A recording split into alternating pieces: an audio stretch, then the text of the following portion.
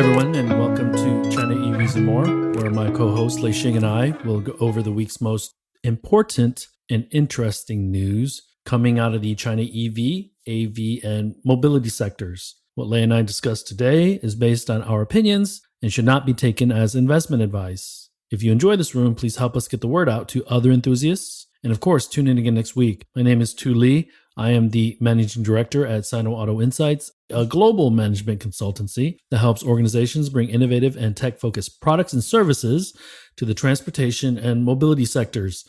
I write a free weekly newsletter that we pull many of our discussion topics from. You can sign up for it at sinoautoinsights.com, which of course I encourage you all to do. Good afternoon, Lei. Can you please introduce yourself? Good afternoon. This is your co-host, Lei Xing, former chief editor of China Auto Review.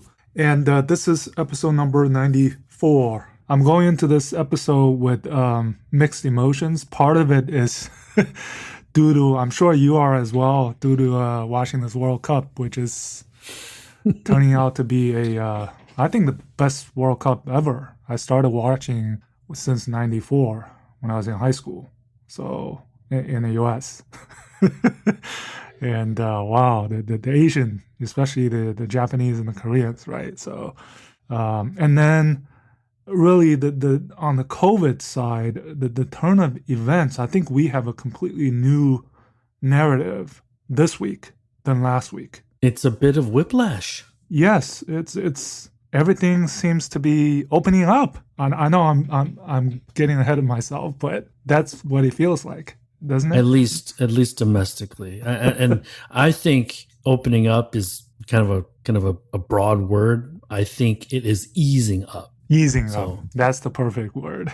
And you know the president of European Council, he just met with Xi yesterday, and I guess the tone we're hearing from Xi is also one of easing up, at least from the socials, right? And then seeing pictures of these booths, these testing, what do you call them, being taken away, right? and Beijing, without requiring the testing, the 48-hour testing, to go on to buses and public transport. I mean, that's so. I actually had 3 people I spoke with this morning right before they went to bed, and they were also really happy about that. And yeah, one of the people was in Shanghai, and he was hoping that Shanghai also follows suit very quickly on that stuff. Yep, I've seen that, people posting about that. And so really, I think this is the first time in a long time that I'm really excited about the prospects of maybe going back without too much hassle. Right? I am hopeful, Lei, and I don't want to put a rein on your parade, but my understanding and my experience was that, first of all, these testing centers were almost around, at least in the tier 1 cities, were almost around any and every corner. And they started going away. Well, they stopped being used so much a few months ago because people were kind of all over the city and it was too convenient to get tested. And so they really wanted to funnel them back into their xiaoqu or their own neighborhood. And so they started closing them up. So maybe some of these were already not in use. The second part is, and this is the more of the mechanical stuff going on, right? Because yes, it's great that at least for this last 36, 48 hours, things seem to be lightening up. But we also have to remember we're going into the winter time in the northern part of China where people tend to get more sick in the wintertime. And so they're going to have to battle this opening up with likely more cases of COVID for at least the next 2 or 3 months. Which, the more of these cases, actually people's sentiment are maybe like, in the US that nobody cares about it anymore. I mean, they still do. Right. But it's no longer as what it felt like during Shanghai, right? Yes. That's the sentiment. So at least that's a positive. But the thing that makes that effective is getting the older population vaccinated again or That's a vaccinated, priority, it seems. period. Yeah. Yeah. And because like here in the US, people are treating it like the flu, and we don't hear about deaths and we don't hear about cases anymore. So what really points to the Chinese government changing the narrative is what we see on Weibo, right? And what we see on Weixin. And it's kind of sort of a calm strategy that they're blaming the testing agencies and they're blaming the mask companies. You see that, Yeah. right? Yeah. Not the Yeah. Yeah. government, Yeah. Yeah. Yeah. but we're seeing that messaging kind of get through now. And the weird thing is that maybe those protests did do something, and it should concern the Chinese government, because if something really bad happens in the future, will more people and more protests happen, right? So it is a weird thing, but Yeah. this is 3 years in the making. This is not something that happened overnight. Okay. Yeah. I'm just generally seeing this narrative taking a turn, Yes. hopefully for the better. And we also heard the Formula One Shanghai GP officially, they didn't say it was canceled. They said it was not going to be held, but it's the same thing, right? So you kind of, right? This, Yeah. It's guarded optimism, right? yeah, It's like it's still kind of a wait and see approach, because the other part that you're excited about is being able to go back and visit and hang out. That is going to be very dependent on the number of flights available. yeah, And we beat this horse to death. yeah, so I'm Yeah. hopeful that by the time we want to go back early next year, that'll also kind of remedy itself, because I'm certain the European Council, one of their requests was to open up more flights. I'm sure. So They just had a new Hefei to Frankfurt direct flight. So, that's interesting because Volkswagen is big in Hefei, right? yes, And so speaking of World Cup, I finally found the analogy that I was looking for of how far the legacies are kind of behind or are trying to catch up to the Neos and the Teslas and the BYDs. by watching Japan and Korea. Yes.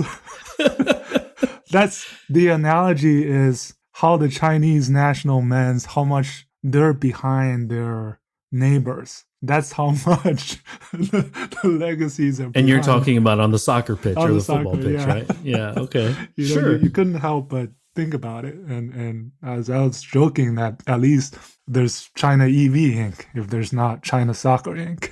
Yeah, but this is, we can point back to Xi Jinping also really what 5, 6, 7 years ago, really leaning into that, and then the China Super League kind of just blowing up in a bad way, because there was so much money and so much corruption going into the China Super League that it is not even a shell of itself anymore, right? So bottom line is, in Asia, our parents, our relatives, we don't value sports as much as the Western audiences, right? That's just the bottom line. Yeah. And so, but what we're starting to see is that World Cup marketing, the La Liga marketing, the Premier League marketing starting to bleed in. And we're starting to see these grassroots efforts by countries outside of China in Asia really try to build up foundational efforts to build these sports out. I think it's great. Yeah. And speaking of Xi, we have to mention Jiang. Yes. Which was the big news this past week. And I think it's important to mention Jiang, not because of his political legacy, which is important because people are reminiscing, those good times, right? But also what we are talking about is his auto legacy. Or his economic legacy. Yes.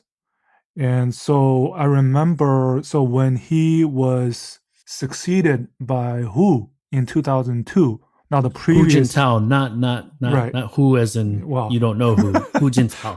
yeah. We're like So Abbott and Costello now, right? yeah, yeah.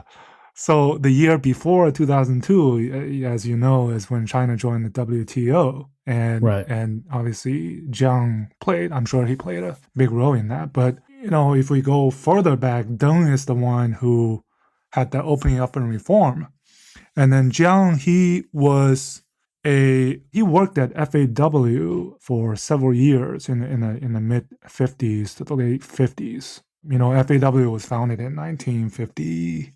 6? Six is when they started production, I think. Okay. 53 is when they started. So Jiang, in his early days, was sent to Russia before he was working at FAW. So he was an important part of the early beginnings of the industry. And when he was appointed the general secretary right after, in 1989, the first company that he met, the delegation, happened to be Volkswagen Group. Right. And Volkswagen already had the Shanghai VW joint venture then. And then a couple of years later, in 91, they formed the FAW Volkswagen joint venture. So, And fast forward the better part of 40 years later or 35 years later, they become the largest global market for so automobiles. I think the auto industry, the foreign automakers, and including the neos of present day, they probably owe it in some way to Jiang because of the historical and just simply for being who he is. Right, this is what people remembered the last few days. Yeah. Uh, I am not very good at history. That was one of those classes I've slept through in high school, especially world history. So I'm learning as a lot over the last week yeah, about Jiang and his legacy. So yeah. it is interesting, especially when you contrast it with what's going on now. And So and just some numbers for comparison. If I went back to China after college graduation in end of 2000, early 2001. So I was there when they joined WTO. I was there when the first round of gushing growth was happening. It was 2002. I think sales grew close to 40% to over 3 million units. Autos. The best-selling cars, the mid-sized cars, were the Passat and the Accord. the Accord, that was a long time ago. SUVs just started gaining traction that year, 2002, 20 years ago. And right, so now we're seeing EV sales. Last year was more than entire auto sales in 2002. So Right. it's interesting to see. It's been an amazing journey over the last 35 years in the automotive sector in China specifically. And it is going to be an interesting next 50 to 75 years. Yeah, so coming back to the present day and months, we just saw November sales. Let's get into it. Yeah, so the big news, I guess, was it the Reuters article with BYD supposedly being the number one brand in sales for the first time in however many years, surpassing Dethroning. Volkswagen. Yes. And again, the sales themselves, I really didn't see any surprises, to be honest, right? Because we've been following this so closely. Except I think I differ in my opinion to some of the reports that are out there, which rather has a negative or kind of a downbeat tone on November sales. I'm not as pessimistic. I think it's just a blip, and you're gonna see a record-breaking December, no matter what. And the good thing is things are easing, uh, right? So that's my thought. I want to debate that easing does not mean that cases will go down. No, That is that I the agree. dichotomy. Yeah, And so there's still that gray cloud hanging over production. that it hit in October and it hit in November. Volkswagen, Honda, they halted Toyota. production. Yep. Yes. So the challenges are still ahead for many of the automakers, if not the regulations, right, and the policies. And so I agree with you to an extent, but I feel that those challenges, I do agree that it'll be a record breaking year in December. And it was a bit concerning to see that November sales weren't bigger than October sales, especially because there's a week that we lost in October. And the thing that surprised me a little bit was that the mass market EV brands were weaker, because we had talked about this the last couple of episodes where 80% of an EV sales, or 90% or something like that, some ridiculous number, is below 300,000 RMB. And so my thought was that an Ito or a Neta would maintain a lot of strength. And so that is telling me that some of the tier 2, tier 3 city brands that we might not know a lot about are beating Neta and Aeon in sales a little bit, because I don't really see, because no one else at the mass market level is gaining significantly to point to why Neta is down 16% month over month, right? So yeah, or I'm just, the features in the lineup aren't as competitive as we originally thought, maybe. Well, we haven't seen the numbers yet from many of these mass brands yet. You know, the Cherries, the Geelys, they're coming. Right. The Yep. Wulings, they're coming. But I don't know. I mean, you can't really, the Netas and right, these Leaps. And this is, it's a 1 month blip too, like you said. So let's see how the trending goes. But I think in general, if you look back over this entire year, it's been a year of headwinds. And what happened? The sales just, right? We haven't really seen any significant hit since April. yeah, I I mean, think the consistency of BYD to me is one of the big pleasant surprises of the year. So yeah, and also really we have to talk about this company by company. exactly, I think it's important to do that. Tesla, you know, we probably, I know you like to dunk on Tesla. There's a perfect chance for you to do so. They're facing all I'm an sorts equal of. opportunity dunker. I'm gonna Let help me you just say dunk. that. They're facing all sorts of, I think, demand issues, probably right Yeah. now. And then some other companies, let's say XPeng. I think XPeng, you know, we talk about the Q3 earnings, but it looks like they're you know, I think they're okay, but they have a big hill to climb back up to where they were. Whereas the Li Autos, the Neos, they're on that way up. So really, we have to look at this case by case, and it's not the same for everybody. Was the L8 and L9 numbers separated? I didn't see that. I only saw the top line number. No, I didn't see the separated numbers. Okay. LA just started deliveries recently, right? So Right. So you would hope moving forward, starting December, January, February, whatever, that you would get closer to a 2-to-1 ratio on the L8 to L9 sales. yeah, And so let's assume that the L7 that's coming out is going to be their high runner, and the along with the L8. But I actually think, because they're so close together, these, you know, those Russian doll kind of things, there's going to be a decent amount of cannibalization between the three products. yeah. And then on the one hand, you have Denza worth a mention because they sold 3,500 units roughly, averaging prices of over 400,000 RMB in the first full month of that MPV. So there is demand. And on the other side, we got to talk about Hengchi. Wow.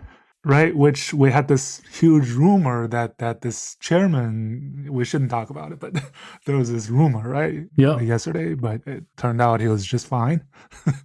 And there was rumors about this auto business shutting down or something.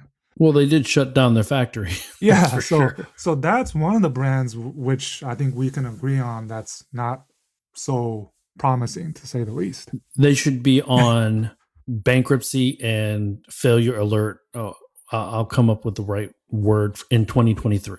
Ditto WM Motor.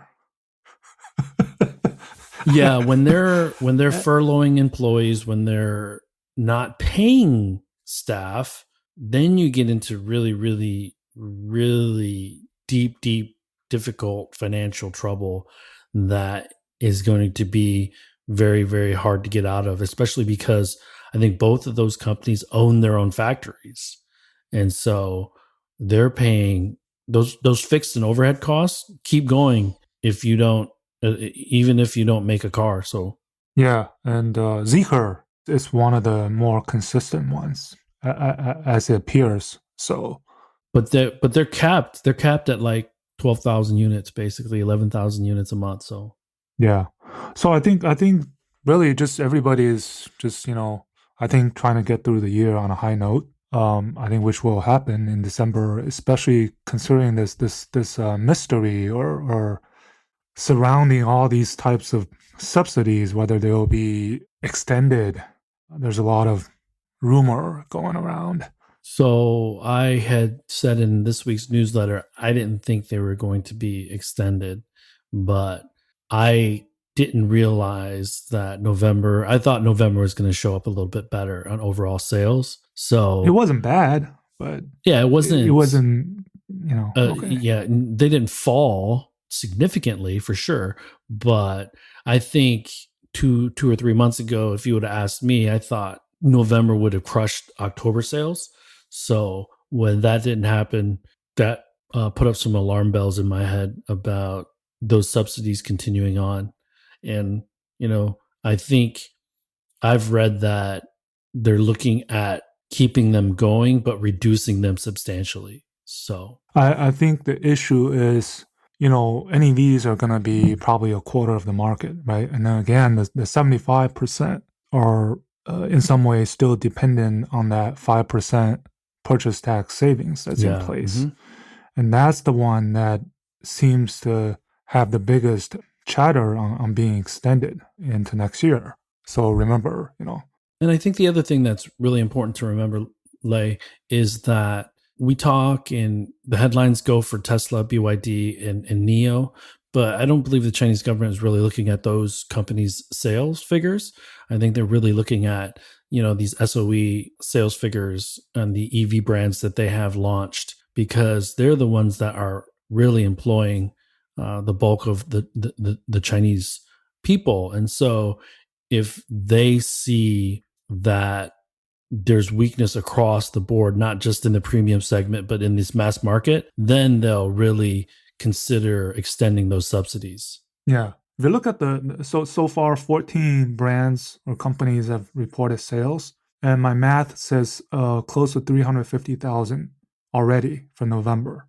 And we still have tons that have yet to report sales. If you add those up, it's right. It's right now that the trajectory is, I said 700,000 units for the at least for the remaining 2 months. I think that's still looking good. So the volume is still there, but it's just the different trajectories of these different companies. Some are on the way down, some are on the way up. I'm going to pat BYD on the back because they're almost single-handedly, because they keep on growing, right? So they're almost single-handedly keeping Yeah, the sector afloat, right? yeah, and they're going into lidars. Yeah. They went to where did they go the last couple of days? They were in Thailand. Yes. They were in Mexico, right?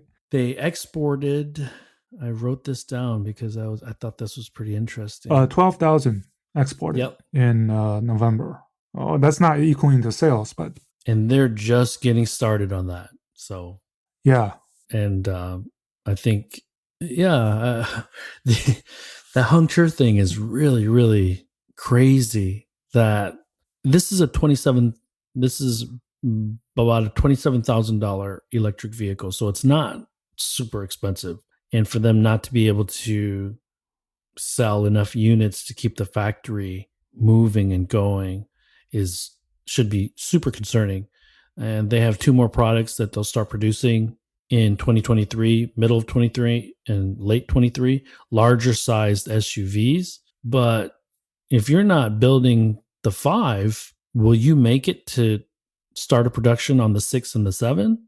That seems pretty tough. Yeah, I'm surprised you don't dunk on them more. Well, I wasn't expecting them to sell 10,000 units. So, but it is really so. They're the one on ongoing concern alert, right? Yep. And if we peel the layers of the onion back, for those that don't know who Hongcher is, their Evergrande is a real estate company. They spun out a EV company, bought and spent billions of dollars to Frankenstein an EV company together. They bought an electric motor company. They bought a design company and a bunch of other things and spent 2-3 billion US dollars to do that. And their original ambition was to launch 9 vehicles in like a 3-year period. And so their footprint is based on that original strategic plan. And they've only gotten 1 vehicle launched so far. And so their overhead costs must be humongous. And so, and maybe they thought that these vehicles were going to sell a lot better than they do. And or they obviously, that's kind of a dumb statement. They obviously thought these vehicles were going to sell. But you and I have been harping on this for better part of 2 years. The competition and the number of brands and the number of product launches is mind-boggling, and it's hard to keep up. And so if you're not upfront and have good features, competitive pricing, the right marketing strategy, and I think that's really important as well, then you're going to get lost in the shuffle because nobody's going to hear about and know about what your product is. So yeah, and other is just that Hongchu and Evergrande, in the perception of, I guess, the Chinese public, is one of bogusness. There's no right. There's lack of trust because of all that went on at the company. So that's not helping. So Evergrande, to give a little more color on that comment, Lei, Evergrande, the real estate development company, was the largest debt company in the world. I think it still is. Yeah. It owed like $350 billion worth of, or borrowed 350 billion US dollars worth of money, and or something like that. And so, and when they announced this Hongcher and EV and Evergrande EV company, nobody thought it was real. Everybody thought it was a land play. And so they've never gotten respect for their EV division ever, really. So, anyways, we move on to XPeng a little bit. Okay, go ahead. They got to 4,500. 5,800. Sorry, 5,800. 800 more than October. Yes. Without getting into the details, I think the first telltale sign on the earnings call was immediately He Xiaopeng at the very beginning said it was a challenging time. He used the word challenging. Yep. So that's kind of admitting to kind of what they're going through. And I get the sense that they're trying to tell the investment community, that how we're reorganizing, how we're planning to kind of stop the bleeding, right? But we know Q4 is not going to be good in terms of sales and revenues. But they have 3 new models refreshed coming next year. Not soon enough. Not soon enough, yeah. And just, I guess the tone is just that they're kind of taking a look in the mirror, sort of, at themselves and trying to find a new positioning of their models, So that's what I felt. They have a lot of data to grind out, and they also have to anticipate at least a handful of new brands coming out in 2023 that will try to stake their positioning in the market, right? Because what they marketed and positioned themselves as in late 21 and early 22 is the most affordable, technologically advanced EVs in China. That promise was not fulfilled. So, and they're still banking on G9 being one of the top three, if not top two, BV models over 300,000 renminbi. So that's very confident. I think that they talk confident and they're just hoping and crossing their fingers. My feeling is that in the first 6 months of sales, G9 is going to have to get a price slash or a price cut. Well, they already have Yeah. with So, the, kind of with the yeah. less than 48 hours after Sure, launching. sure. And then that P7 is going to get that new the platform, the high speed charging and all that, right? So P7 already feels old, 2 years on the market, right? Well, in China time, it is old. Yeah. So, So yeah, and I think XPeng and Neo are the two companies that are, in terms of, if we're trying to focus, they're the least focused companies, I think.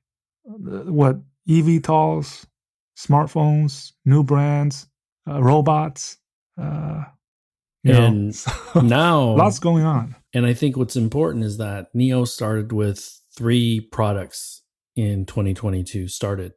Now they're ending with 6.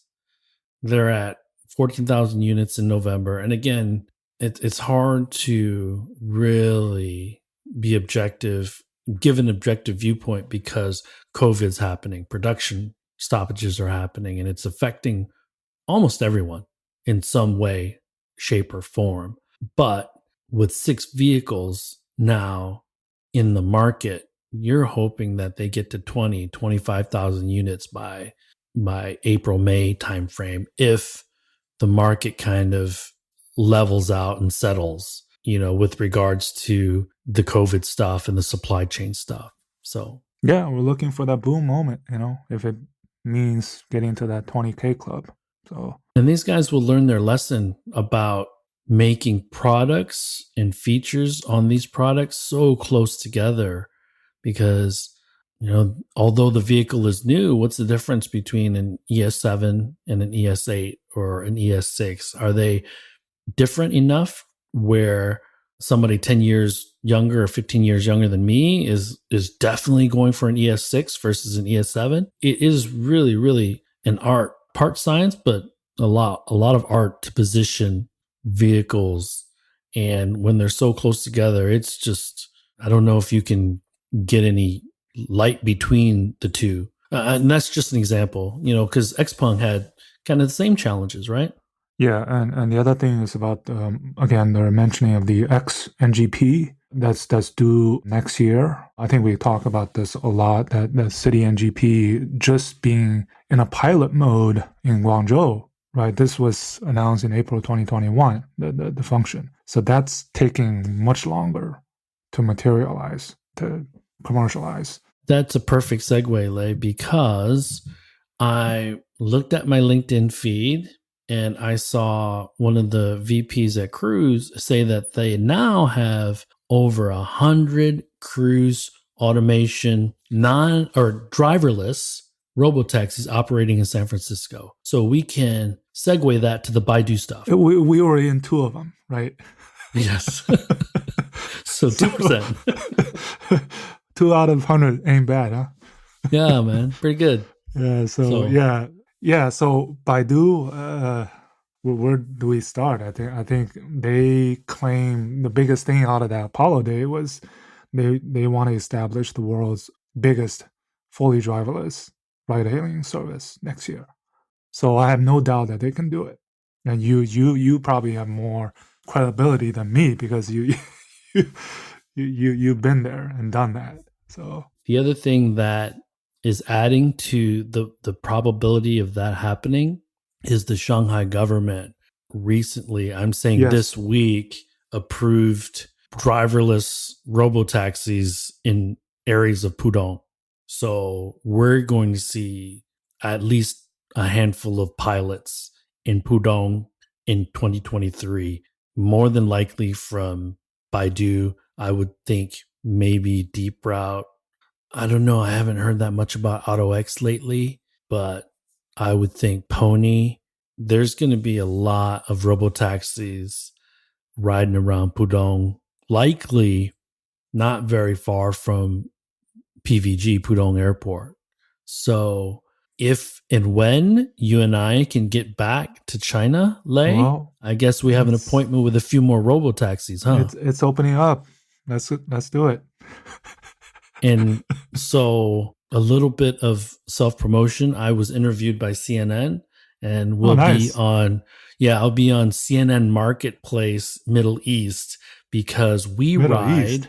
Okay. We ride Oh, is right. entering Dubai. Abu Dhabi, Abu Abu Dhabi, Dhabi. Abu Dhabi, and they have or formed a partnership with a company called Bayonet, and Hmm. they will be looking at launching some robotaxi service in Abu Dhabi. And so the premise of the discussion was with the Argo shadow looming large over the autonomous vehicle industry, what's my outlook? And so spent a few minutes talking about that. And one of the insights that I gave, because the person that interviewed me was like, well, what do you think about this bayonet? Do you think it's going to be it's going to work? And I said it's more of a marketing exercise for the city of Abu Dhabi, number one, and then number two, the bayonet thing. I think they're going to be well capitalized, and I would more link the success of that partnership and the pilot program on WeRide and whether they can continue to raise capital, progress on their autonomous vehicle technology, et cetera, et cetera. So if you see it, let me know. But Yeah. And if we talk about the truly fully driverless ride-hailing services, so Baidu right now is in Chongqing and Wuhan, right, in two yes, cities. So simultaneously in the U.S., Cruise in San Francisco, Waymo in San Francisco, Motional in L.A. So in I think there's Vegas. a simultaneous race going on here in China and the U.S. to see these kind of expand out to more cities, and it's interesting to watch. And we cannot, the wrong KPI is definitely number of robotaxis because China will beat the Of United States course, yeah, so every single time yeah, on a volume thing. So, and I thought about this because cruise, you can go anywhere pretty much. Well, not well, it's anywhere, still but you can go geofenced, to a lot yeah, of different places. And so, I think we have to try out the Waymo to see the little differences. And hmm the other part of the Middle East, Cruise has worked a deal out with Dubai right, to launch a robo taxi pilot program there in 2023 or 2024. And so, if you saw this week's newsletter, Lei, there was an article that kind of compare and contrast why there are robo taxis in the United States, but not in Europe. I thought that was a really, really interesting article. And to summarize it, in the United States, those regulations are at the state level. So it's the state of California can yes, allow those that pilots, whereas the European Union needs to get countries in agreement for that to happen. well, Okay. Germany KBA just approved the level 4 AVP, right, with Mercedes, and also the level 3 earlier. And so that's Yes. the same thing for the level 3 is being what approved in California for the Mercedes. So and Nevada. So yeah, It's important to draw a distinction between the robotaxi stuff and the ADAS stuff, sure, right? sure, sure. Because we've also heard about Sixt, Neo, and the city of Munich, right? And they have not, so it's three, sorry, Detroit, Sixt, Neo, and Mobileye in Munich. We heard about that, but nothing else has been announced. right?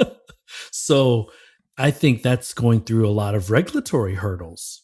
So Yes, if that gets approved and launched, we should see other robotaxi programs across the European Union probably start to emerge in 23 or early 24. So, right.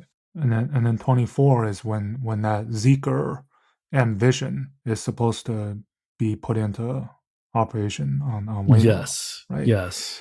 Yeah, and then back to Baidu a bit. I think the other interesting, it was a very technical event, so we're not going to go into details on that. But I thought what was interesting was one of the things they pointed out was the lead time to deploy AV technology in a new city is down to 20 days.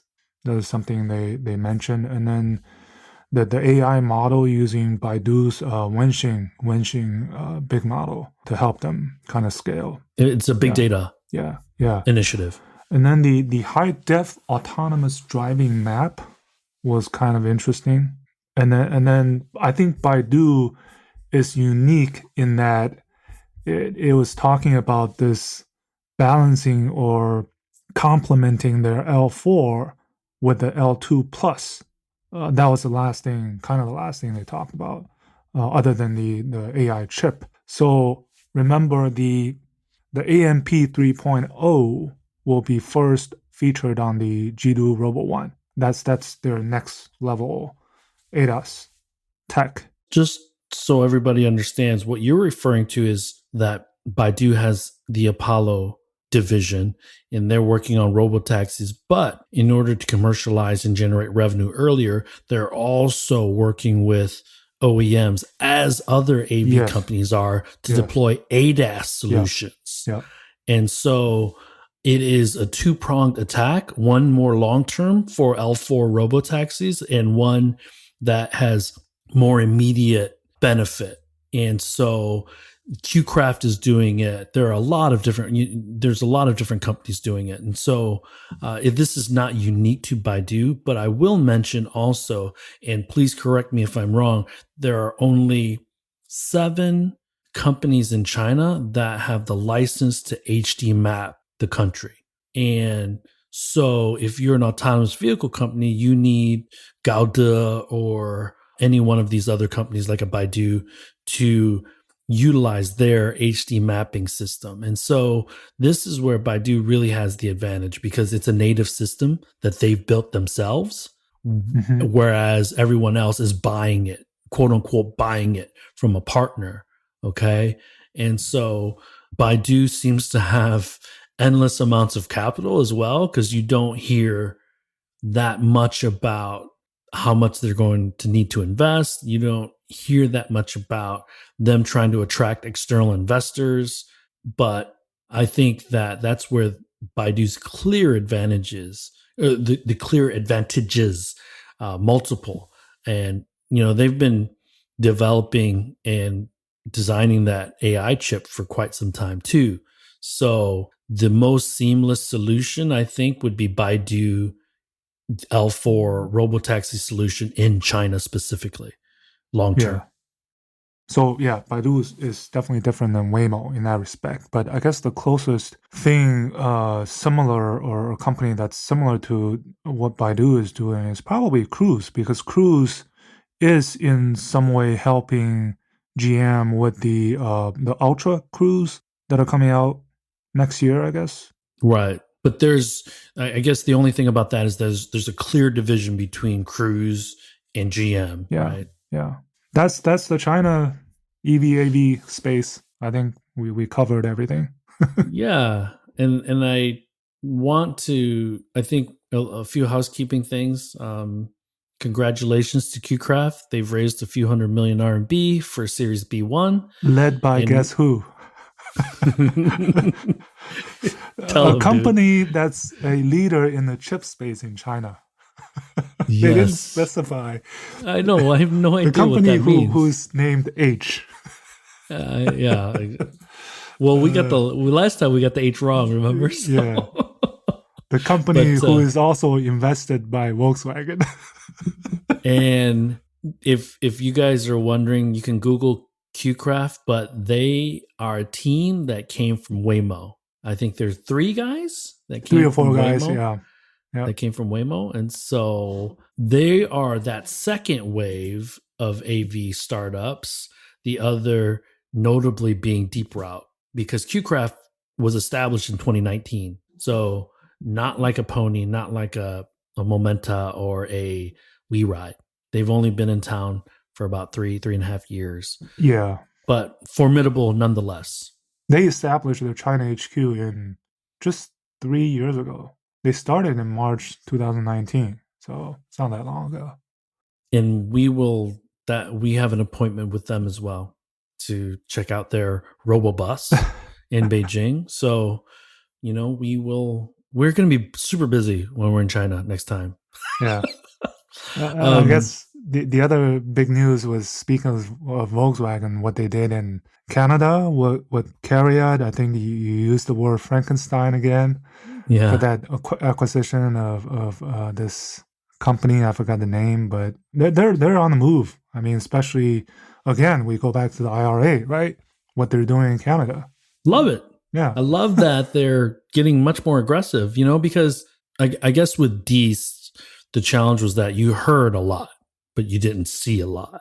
With Bluma, you're starting to see a lot because these transactions weren't occurring with Dees, right? They were definitely being discussed. Yes. So I give him credit for that. Yeah. But so it looks like Corvette will have its own brand in 2025. For the purists, that must be anathema for you guys. But they're gonna have a Corvette SUV EV. So kind of chew on that for a little bit. It's just going to be pretty funny.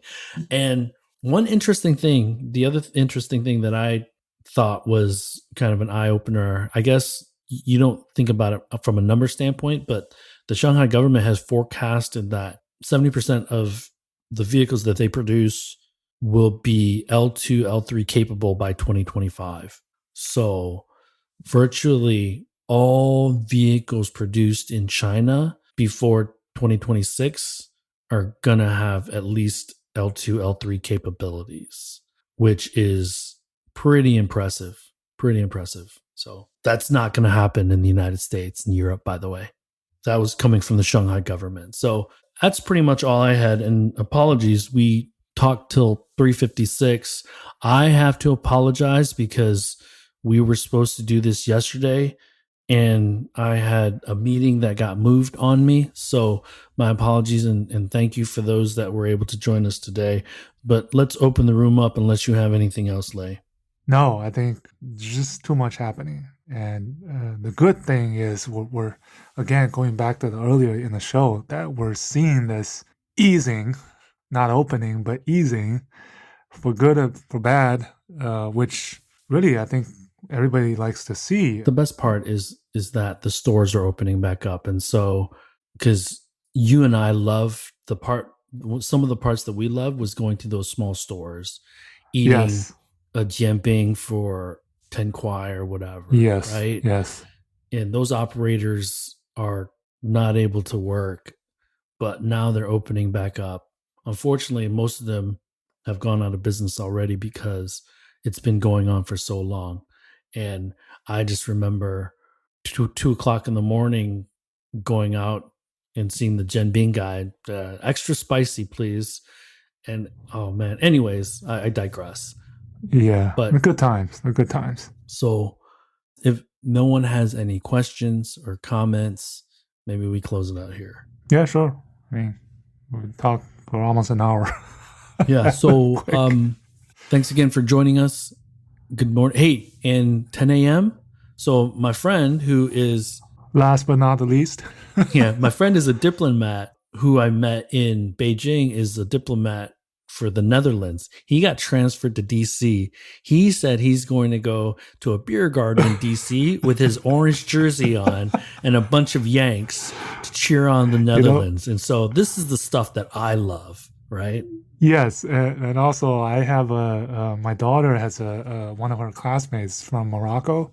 So I was trading messages with her dad, and we were like, who's rooting for what? And so that was interesting. It was like, congrats on Morocco. I think one of the surprises. The other being the Asians, obviously.